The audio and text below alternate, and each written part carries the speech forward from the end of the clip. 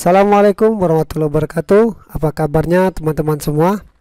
Hari ini kita akan belajar bagaimana cara men-setting access point D-Link seri DAP1360 teman-teman. Untuk teman-teman yang baru bergabung di channel teknik komputer dan jaringan ini, silakan klik tombol subscribe di bagian bawah channel ini untuk mendapatkan updatean-updatean video kami selanjutnya. Langkah awal untuk men-settingnya yaitu teman-teman pertama colokkan terlebih dahulu kabel LAN pada access point.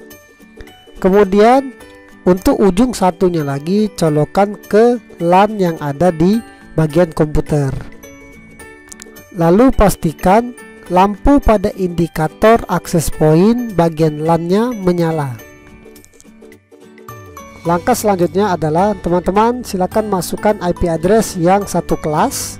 Ingat teman-teman, untuk IP address D-Link adalah 192.168.0.50 teman-teman. Jadi nanti teman-teman bisa buat 192.168.0.1 atau .2, terserah teman-teman. Oke, kita langsung saja kita pasang IP addressnya, yaitu di bagian LAN-nya, klik kanan, Open Network and Internet Setting. Lalu teman-teman pergi ke bagian Change Adapter Option, kemudian Ethernet, klik 2 kali, lalu pilih Properties. Lalu bisa dilihat di sini ada tulisan Internet Protocol version 4, lalu klik. Lalu di bagian sini bisa diklik Use the following IP address, klik di sini lalu masukkan IP addressnya 192.168.0. Ini sudah satu kelas teman-teman. Kemudian 1. Kemudian untuk subnet masknya tinggal klik saja seperti ini lalu OK. Nah, sampai di sini ini bisa teman-teman minimize saja, bisa disilang. Kemudian teman-teman buka browser teman-teman, baik itu Mozilla ataupun Chrome, terserah. Kemudian di sini teman-teman ketikkan IP address 192.168.0.50. Ini adalah IP address dari D-Link-nya teman-teman. Lalu enter. Nanti akan tampil tampilan seperti ini untuk pertama kalinya teman-teman. Lalu teman-teman tinggal tekan next. Nah, di sini sudah ada pilihan teman-teman. Di sini karena kita akan memilih sebagai access point nantinya, jadi kita bisa pilih access point di bagian atas ini. Lalu next. Nah, di sini kita diminta untuk merubah untuk tampilan SSID-nya teman-teman. Nah, di sini teman-teman bisa rubah sesuai keinginan teman-teman. Misalkan di sini saya untuk misalkan kantor, jadi di sini saya rubah misalkan kantor. Oke, kemudian passwordnya silakan teman-teman masukkan. Di sini saya misalkan saya masukkan, yang jelas teman-teman harus ingat passwordnya agar tidak terjadi kelupaan ketika melogin teman-teman. Oke, misalkan saya masukkan passwordnya ruang 001. Kemudian next. Nah, di sini sudah tampil keterangannya. WiFi SSID adalah kantor, passwordnya adalah ruangan, R-nya besar 001. Lalu bisa kita save. Kemudian akan tampil tampilan seperti ini. Lalu di bagian sini tidak perlu lagi teman-teman klik. Tinggal teman-teman bisa cek di bagian wireless setup-nya apakah sudah sesuai dengan keinginan teman-teman. Untuk SSID-nya kantor, lalu passwordnya ruangan 001. Kemudian pada bagian LAN ini kebetulan internet saya itu menggunakan DHCP server atau memberikan DHCP secara otomatis, jadi saya biarkan di posisi dynamic IP DHCP ini teman-teman.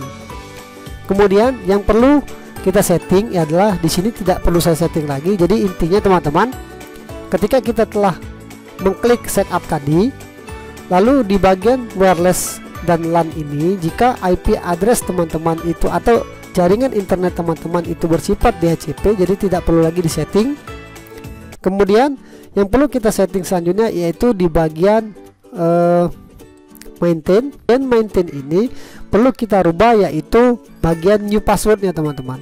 Di bagian new password ini, inilah bagian password ketika nanti seseorang atau kita mengakses akses point dari alat kita tadi, maka dia, kalau password ini tidak dirubah, maka si orang lain atau orang yang akan terkoneksi ke dalam akses point kita bisa masuk ke dalam sistem pengaturan ini teman-teman.